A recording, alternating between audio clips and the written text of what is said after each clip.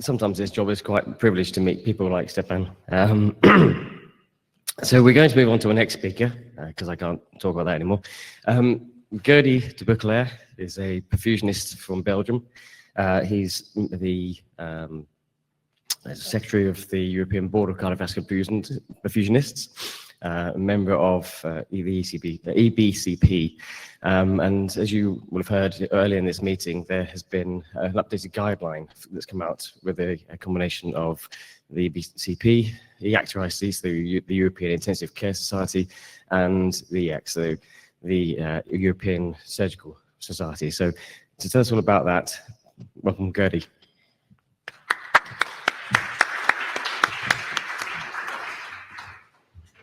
Good afternoon, ladies and gentlemen. Running up after Stefan makes everything relative. So whenever I meet him or Sergi, his colleague, it always makes me extremely humble. We cannot imagine what they are living, and thanks to presentations like he did, it's kept fresh in mind. So thank you for that. My name is Gerdy Debeuckelaere. Thank you for the invitation to join such a wonderful meeting like this. It's always nice to catch up with colleagues.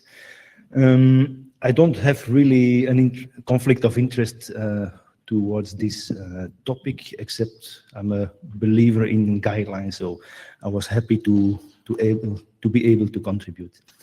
To kick off, I would like to shortly go over some slides on EBCP. We are a country with an organization with 31 member countries.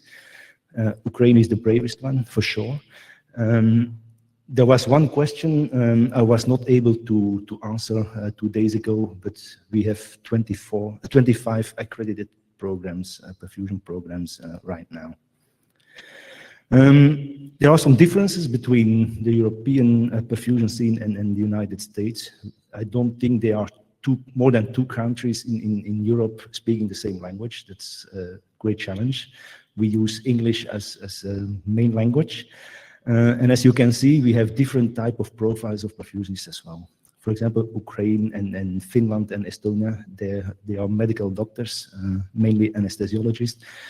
The yellow ones are the dedicated nurse countries, and the blue ones are more the technical engineers or mixed profiles. 31 member countries, these are the people who are doing the big job.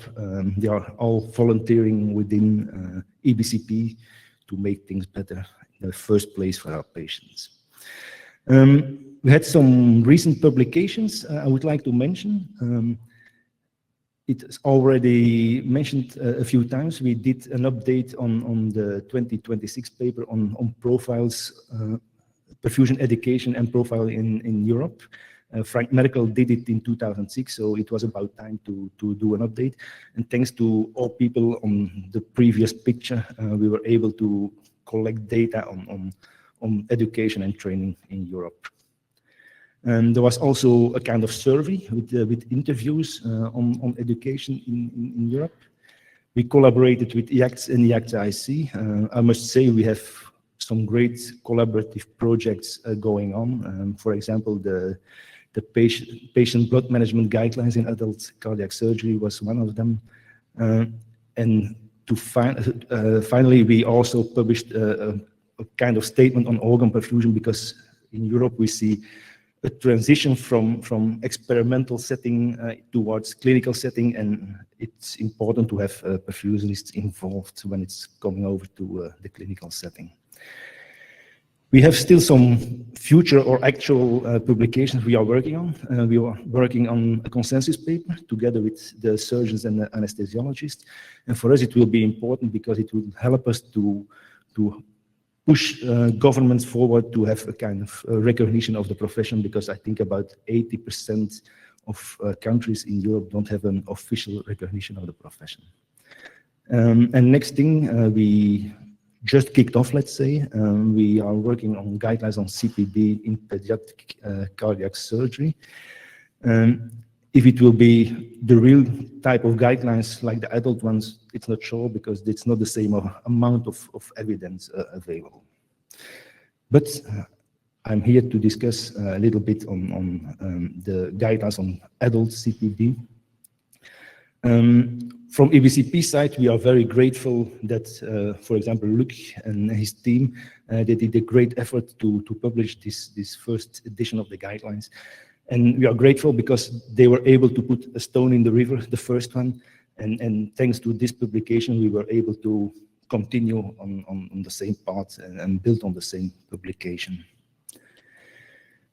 When we look at the pace of guidelines, there is an interesting publication from Australia where they looked at the stroke foundation, and they were able to reduce the pace or to raise the pace of the guidelines from 7 years up to 3 months. So they were able to update it more frequently. And especially when you look at COVID-19 in the time, we had to learn a lot. There was a lot of publications done, around 20,000 in Australia, and they were able to integrate it very fast into guidelines. Every 20 days there was an update, and so it's more like living evidence rather than a conventional one. But when we look at our own guidelines, we stick to the 5 years pace, let's say. This means we always looked at evidence since the last publication, meaning 2020 until 2024. And only if there were new topics, we looked into the very beginning of publications, let's say. Something about methodology.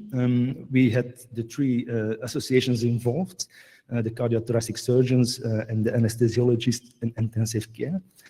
And we had 7 representatives of each society, meaning we ended up with 21 people working on the project. It's a race in a month. I think in the 2019 it was 12 members. We looked at different backgrounds. We had the real scientists, we had the real clinicians in this panel. We looked also into regions in Europe, and that every region was involved. Male-female was also important, but that was a little bit more hard to get a real balance into it so far. About conflict of interest, it was of major importance to be transparent on conflict of interest. It's possible to download all statements on this publication.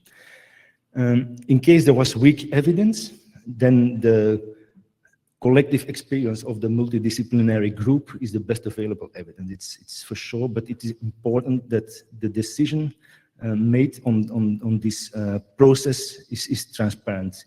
And that's also something that's well documented and available.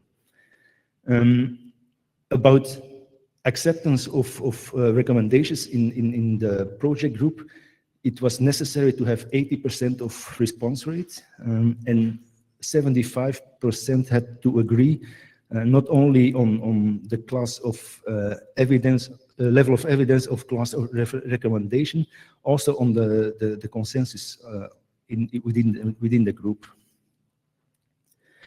In 2015, EACTS published a methodology to create guidelines, let's say, and we based our process on this publication. And here you can see the chart, the flow chart to follow if you have a kind of guidelines publication. What has changed when we look or compare to the 2019, we had the luck of having a dedicated secretary, Julia. We would like to thank her for that. We are all volunteering professionals. We have a full-time job, so we are very grateful that someone coordinated the process. So it was really important. What helped a lot as well, was that we were able to ask a medical information specialist who was able to easily program PICO definitions, and who was able to really easy look up and search for evidence. Yeah, it's a specialty on his own, to be honest. We tried to bundle all information, how we searched in the databases in the publication. This is an example of, for example, a new chapter, 5.1 on tubing. It was not part of the last publication. And this is how we formulated left on top the PICOT, population intervention and comparison. We made the outcome parameters we looked at, and then the time frame. Time frame is 2020 until 2024 for topics already covered in the last one.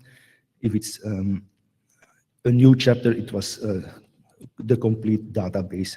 And in the table on the left, you can see, for example, for tubing, as it's a new one, for the Medline, it was 1946 until the present date, and so on and so on.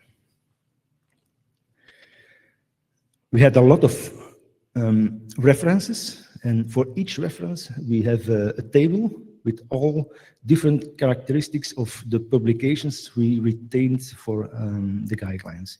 So this means that the supplements file, let's say, is way larger than the original publication. We went up from 94 to 160 recommendations based on 18,850 references. We went from 42 to 85 pages, and the supplements is a bundle of 2075. We had 8 chapters in 2019, now we have 12. We restructured also a little bit our chapters to have it more easy to read. We have 85 class 1 and 3 recommendations. Class 1, what you should do. Class 3, what you not should do. We go from 5 to 15 level A recommendations, meaning there is a real evidence behind. And the first review we did, we had an expert panel from all over the globe reviewing for the first time, and we had more than 700 comments, which helped us a lot to improve the document before submitting it. If you look at the proportions for class of recommendation, we don't see a real difference. We were about 44% class 1 recommendations now, and 9% class 3 recommendations. But what we see and is a good sign that we were able to have higher levels of evidence. Level A went from 5 to 9%. It's encouraging, but at this pace, we need another 90 years to have it at 100%. So yeah, it's a good sign, but this could improve. And this figure is also something we added. It shows different layers. First layer is the 3 disciplines involved. And the second layer is the layer of different activities surrounding CPB, education on the left, training and continuous development on top, research on the right, different areas of research, and development and adoption of guidelines on the bottom. We had some new chapters, tubing, already mentioned. We have the organ protection chapter where we have 8 sub-chapters.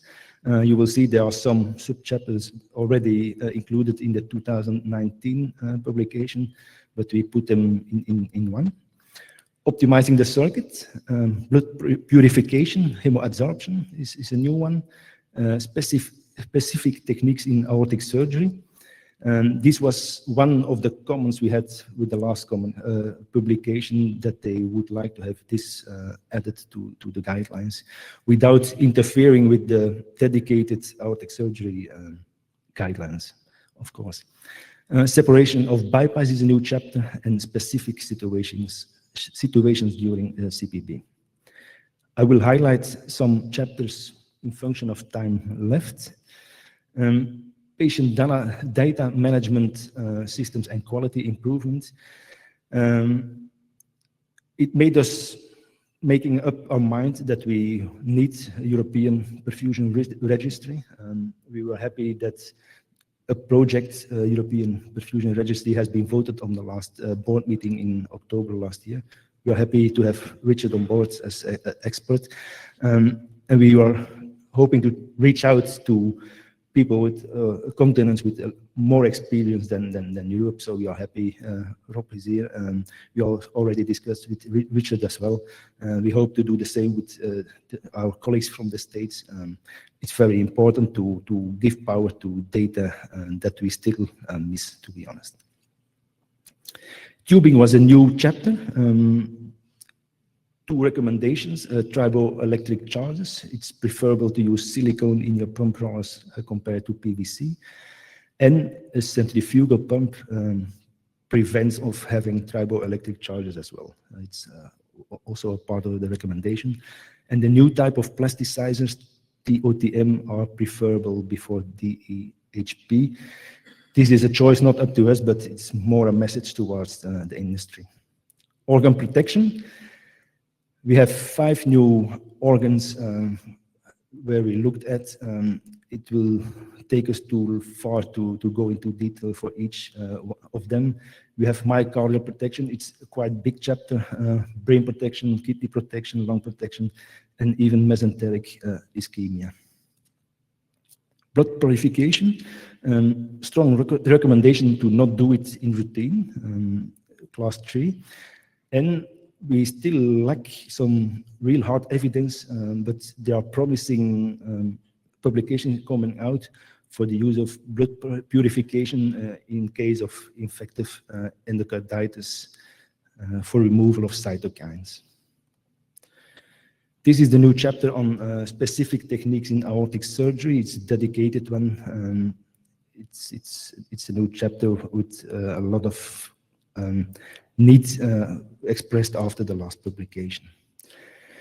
When we look at weaning from CPB, we try to put it in a kind of flow chart where you start your weaning.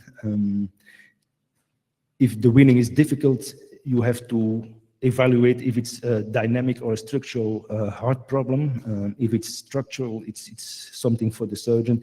If it's more a dynamic problem, it goes to the right. It's more for anesthesiology and perfusion. And then there's an option to consider mechanical circulatory support. So this is translated in the recommendations. Something on safety. You see, it's more or less, it's our strong recommendations, but more or less based on expert consensus, because the real evidence behind this is not so obvious. But what I would like to say is, if this is expressed in guidelines that you need this as a state-of-the-art monitoring and equipment for your heart-lung machine, especially in low-income countries, it can help to convince your whole hospital administration to invest in all those technology, because it's not really a legal base, but if there's no legal framework to define what you need, this is something that could help to put some pressure on your hospital directors. Last but not least, we have guidelines, but do we adhere to guidelines? If we look at, for example, certification, it's a class 1 recommendation. But if we look in Europe, this is the average EBCP certification is almost 50%. So that's something we do not really adhere to because simply there's no legal obligation to have it to perform in Europe.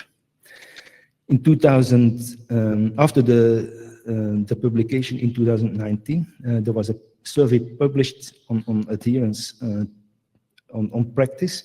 And if we look at pressure, for example, I think it's quite compatible with what was published in the time. But if we look at transfusion trigger, it's already more difficult. So we were thinking on how can we improve not only adherence, but the fact that you should discuss guidelines. Perhaps it's a question for the people in the room. Did you already had a kind of multidisciplinary meeting to discuss the guidelines in your hospital? If yes, can you raise your hand? Okay. What we did, and we will publish it soon, We made a list, an Excel sheet with all 160 recommendations, and you see in the first two columns, you see the recommendation of the 2024 guidelines, next two columns 2019, and in the last column you can score if you are doing what's recommended. If you're not doing it, it's a red cell, and if you are not sure or you have questions, you can put a question mark and it shows orange. In our hospital, this allowed us to have a meeting of 2 hours with anesthesiologists, perfusionists, and surgeons. We were very satisfied. Then we went out for a dinner. That's where we really talked. And now in June, we have a follow-up meeting. This is not a survey. This is just for your own use, to have something to go quickly over all topics, because it's 160 recommendations, it's a lot. And we will try to distribute it after the 21st of May, because we have a second webinar on the guidelines. Not so relevant for the States, I think, but for Europe it's relevant. We will make translations as well, French, German, whatever. So if you are willing to follow the webinar, I received it yesterday. This will be the date and the time. So I have some take-home messages for you. These are guidelines. I would say use them, but also use them as guidelines, because guidelines are recommendations. First step to do, I think, is discussing what we are doing in your center. Should you change something or not? Because sometimes you have a good reason not to change things. And don't forget, especially low-income countries, the guidelines, you can use them to put pressure on your hospital to have equipment like it's recommended in the guidelines. Also important, we need more data. We had a little race in the class of evidence, but still we need more data. I think we should join data from over the continent. We also need to join data from the start of a patient coming in the hospital and going home, even after going home. And therefore we need surgeons and anesthesiologists and ICU, of course. And yes, we need more scientific research, but that's not new, I think. Last but not least, we have our Europerfusion meeting in Athens this year, one of the oldest cities of Europe. You're all welcome on the 24th and the 25th of October. On the 24th, we have simulation day on different topics, different devices, different populations. And on Saturday, we have the plenary session. So thank you for your attention.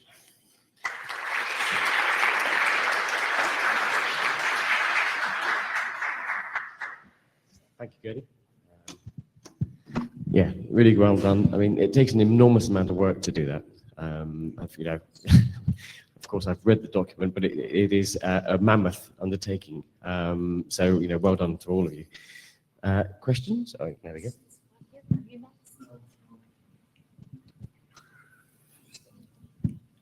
I'm just wondering if there's any staffing type recommendations, like having N+1, so that there's always a backup perfusionist for all cases, or a maximum amount of hours. Is staffing of that type or any type like that addressed?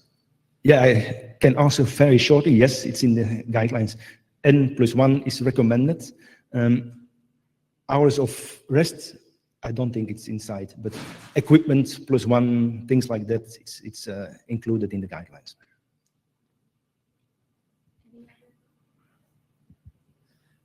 Am I right in remembering that the education requirements are in that as well?